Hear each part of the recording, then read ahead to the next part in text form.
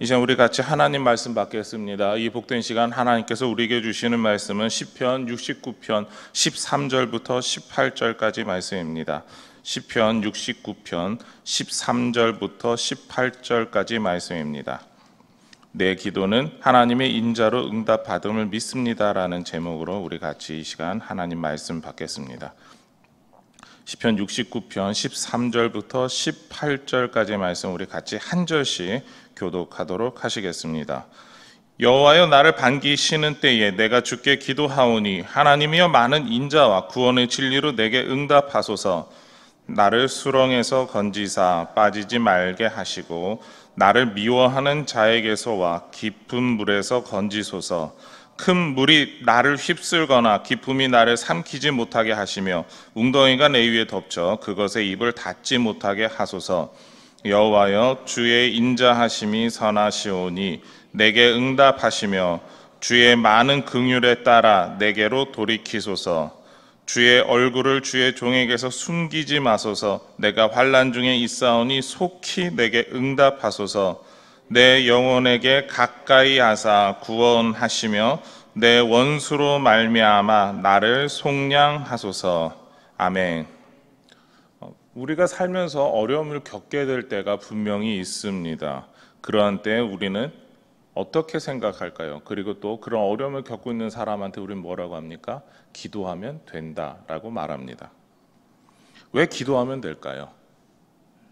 심지어 기존의 삶이 어떠했는지, 너가 이렇게 살아왔어 혹은 내가 이렇게 살아왔어, 이게 문제야 저게 문제야 라는 말보다 우리는 먼저 생각하는 게 있다면 우선 하나님께 기도해야 한다라는 것이죠. 그리고 그렇게 기도하면 반드시 응답 받을 거야 라는 겁니다. 그 근거는 무엇일까요? 오늘 말씀에서 다윗은 왜 기도하면 되는지, 왜 반드시 응답받는지에 대해서 알려주고 있습니다. 다윗은 하나님의 구원의 응답을 먼저 구하고 있습니다. 먼저 첫 번째로 다윗은 하나님께서 반드시 자신에게 응답하실 것을 믿고 기도하고 있습니다. 그 이유에 대해서 13절에 이렇게 고백하고 있죠. 여호와여, 나를 반기시는 때에 내가 주께 기도하오니 하나님이여, 많은 인자와 구원의 진리로 내게 응답하소서. 하나님의 인자와 구원의 진리로 응답하여 주신다라는 것입니다. 시편에서 자주 언급되고 있는 그런 이유 중에 하나, 바로 인자와 구원입니다. 인자라는 말에 특별히 오늘 무게가 더 실려있는 내용들입니다. 인자라고 하는 말은 우리가 알고 있는 것처럼 헤세드이고 하나님의 사랑이다라고 이야기를 하게 됩니다. 하나님의 구원의 이유, 우리를 구원해 주시는 이유는 무엇이냐? 우리를 사랑하시기 때문이다라고 우리는 이야기를 하죠. 그렇기 때문에 인자라는 말이 어떻게 보면 구원의 진리다라고 이야기를 했지만 하나님이 우리를 사랑하시기 때문이야라고 하는 말로 우리는 바꿔 표현할 수가 있습니다. 한번 이렇게 생각해 보시기 바랍니다. 우리가 하나님의 사랑을 받아야 하는 이유가 있을까요? 확실한 이유가 없습니다. 오히려 사랑받을 만한 무슨 자격이나 하나님 앞에 이유를 우리가 가지고 있는 사람들이 아닙니다. 이렇게 사랑받아야 할 이유가 없음에도 하나님은 우리를 사랑하십니다. 성경은 하나님께서 우리를 사랑하시기로 결정하셨기 때문이다라고 이야기를 하시죠. 하나님께서 창세전에 이미 우리를 예정하시고 하나님의 자녀로 삼아주셨다라는 것입니다.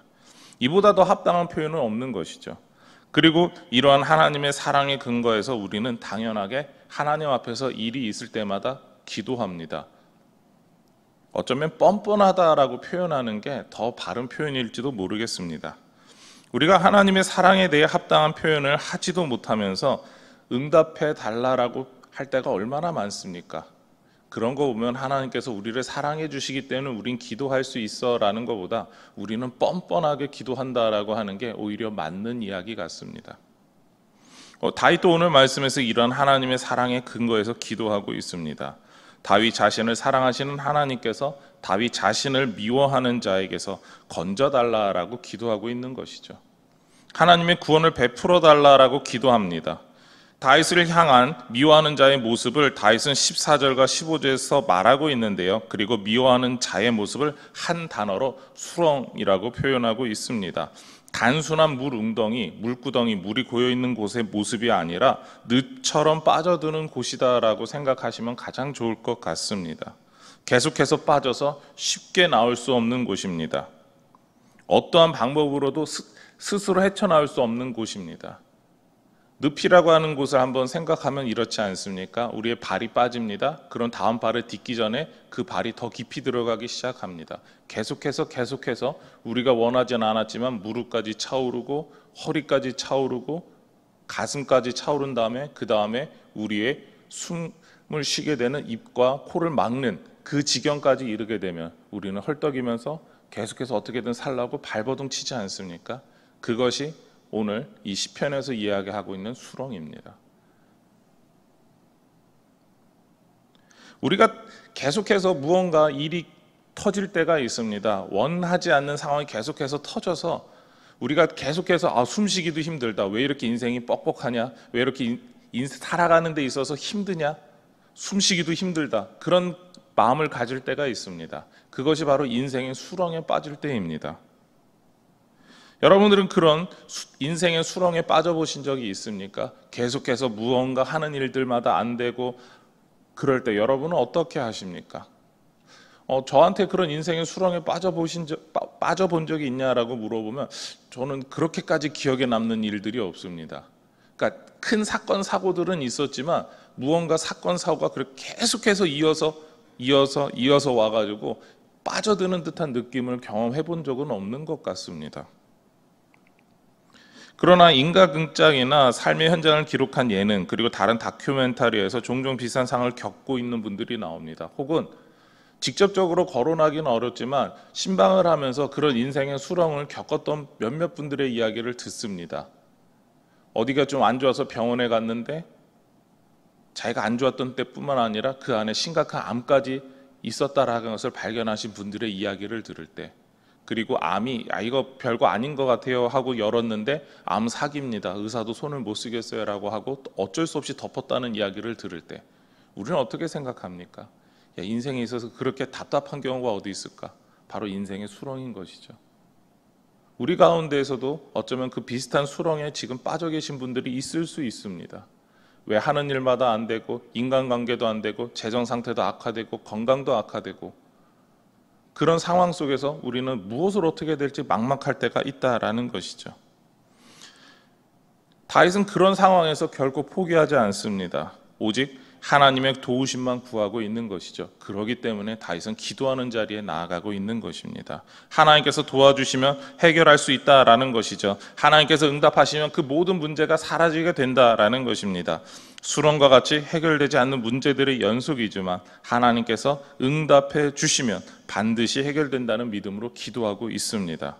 여러분의 삶 가운데 문제가 있습니까? 아니 이 수렁과 같이 계속해서 닥쳐오는 문제가 아닐지라도 인생에 있어서 어려운 문제에 직면하셨습니까? 그렇다면 기도하시기를 바랍니다. 무엇보다 우리를 사랑하시는 그 하나님의 사랑을 믿고 기도하시기를 바랍니다. 그때 다윗처럼 응답받을 줄 믿습니다. 두 번째로 다윗은 하나님께서 당연하게 응답하실 것에 대해서 이렇게 말하는데요. 하나님의 인자하심이 선하시고 우리를 향한 긍휼을 갖고 계시기에 반드시 응답하신다라는 것입니다. 다윗은 하나님의 인자하심이 선하게 나타나는 모습에 대해 긍휼이라고 말합니다. 사랑하기에 나타나는 마음과 그 마음을 표현하는 것을 뜻하는 것이죠. 그래서 하나님께서 응답하시는 것이 당연한 일이다라는 겁니다. 다윗은 하나님의 인자하심과 긍휼을 위해 구하는 것이 있죠. 그것은 하나님의 얼굴을 다윗 자신에게 보여달라라는 것입니다. 하나님의 얼굴이 다윗 자신에게 향해 있어야 한다라고 기도합니다. 16절에 돌이키소서와 17절에 얼굴이라고 하는 말은 히브리어 파나에서 나온 말입니다. 무슨 쪽을 향해 있다? 돌아보다라고 하는 그런 말입니다. 하나님께서 다윗 자신을 돌아보아서 다윗을 향해 얼굴을 보여주셔야 한다라고 말하는 것이죠. 그러한 때에 하나님께서 응답하신다라는 겁니다. 하나님의 응답은 언제 오느냐? 하나님이 나를 보아주실 때 온다라고 고백하고 있는 것이죠. 그리고 또한 하나님께서 얼굴을 다윗 자신에게 보여주실 만큼 가까이 계셔야 응답받았다라고 말할 수 있는 것이죠. 다윗은 자신의 위기에 대해 하나님께서 얼굴을 돌려서 직접 눈으로 바라보실 때에 나는 응답받습니다라고 고백하고 있는 것입니다. 그렇습니다. 어떠한 문제가 있더라도 하나님께서 우리를 직접 보시기만 하면 해결됨을 말하는 것입니다. 우리를 사랑하시는 하나님께서 우리를 향해 사랑을 표현하시기만 하면 된다라는 것이죠. 다윗은 하나님께서 자신을 사랑하셔서 자신을 향해 얼굴을 돌리고 바라보시는 인자와 긍휼을 구하는 것입니다.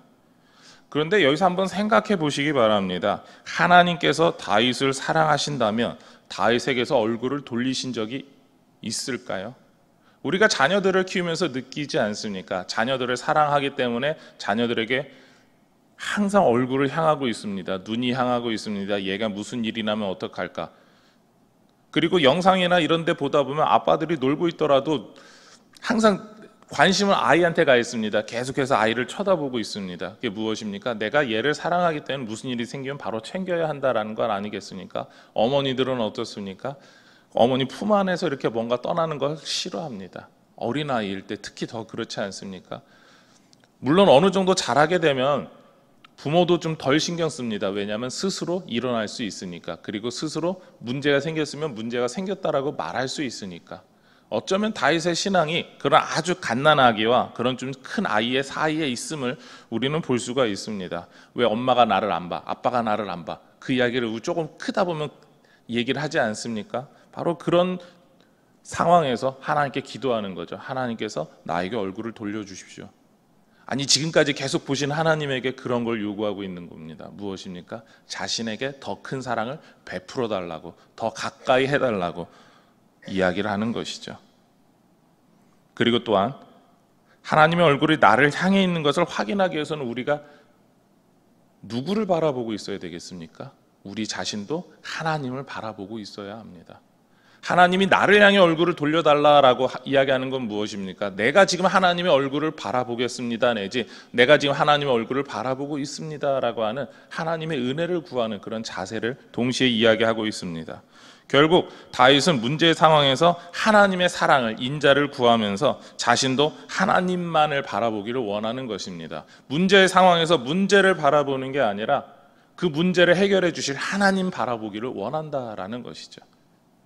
다윗이 왜 기도하면 되는지, 왜 응답받는지에 대해서 알고 있었습니다. 바로 하나님의 인자하심, 헤세드 때문입니다. 하나님의 사랑에 근거해서 이야기를 하고 있습니다. 우리가 또한 하나님의 사랑하심을 은혜라고 부르게 되죠. 다윗은 하나님께서 은혜를 베풀어 주시면 하나님께서 우리를 바라보시는 은혜 때문에 응답받습니다라고 말하죠. 또한 자신이 문제를 바라보는 게 아니라 자신을 뒤덮고 있는 수렁을 바라보는 게 아니라 하나님만 바라보기를 원했다라는 겁니다. 다윗은 자신이 하나님의 은혜로 이렇게 살아갈 수밖에 없는 사람임을 고백하고 있습니다. 하나님의 은혜가 아니면 문제가 해결될 수 없고 문제 상황에서 벗어날 수 없음을 고백하는 것이죠. 우리도 마찬가지입니다. 하나님의 은혜가 있어야지만 우리가 삶에서 직면한 모든 문제가 해결됩니다. 그것을 믿으십니까? 우리의 힘과 지혜와 방법으로 노력해도 어떠한 문제도 해결되지 않습니다. 오직 하나님의 얼굴이 우리를 향해 있고 우리를 바라보시기만 해도 해결됩니다. 오늘 새벽에 우리가 기도할 때, 하나님의 얼굴을 구할 때 하나님의 은혜를 받아서 누리는 우리 모든 동국의 식구들이 되기를 소망하며 축원합니다. 이제 우리 화면을 보시고 같이 기도의 제목 읽도록 하시겠습니다. 우리가 하나님께 기도할 때 하나님의 은혜로 응답됨을 믿고 기도하게 하옵소서. 하나님께서 지금도 우리를 바라봄을 믿고 우리도 문제와 상황이 아닌 하나님만을 바라보게 하여 주시옵소서. 기도하시겠습니다. 하나님, 우리의 여러 문제들이 수렁과 같이 닥쳐올 때, 우리가 해결할 수 없을 때, 우리 모든 문제 상황 속에서 할 수 있는 건 하나님의 은혜를 구하는 것입니다. 하나님의 사랑을, 하나님의 인자를, 헤세드를 구하는 것입니다. 우리가 할 수 있는 그것은 그것밖에 없고 또한 그것이 하나님께서 우리에게 응답해 주시는 방법임을 알고 있습니다. 우리가 그 마음으로 기도하게 하여 주시옵소서.